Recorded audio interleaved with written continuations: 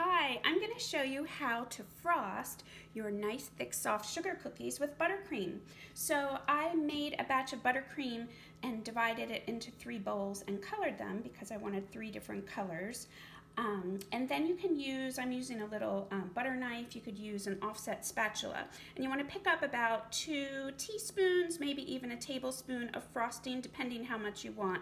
And you just want to place it in the middle of your cookie and kind of squish it down, make sure it makes contact there.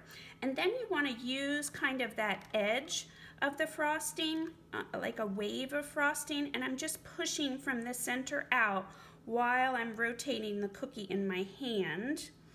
And I don't go all the way to the edge, and then in the center you can just give it kind of a little smooth, a little swirl, however you want that to look in the center. And then I like to top mine just with a few sprinkles. They add a nice crunch to your cookie. So that's how you frost a sugar cookie with buttercream frosting. Thanks, take care.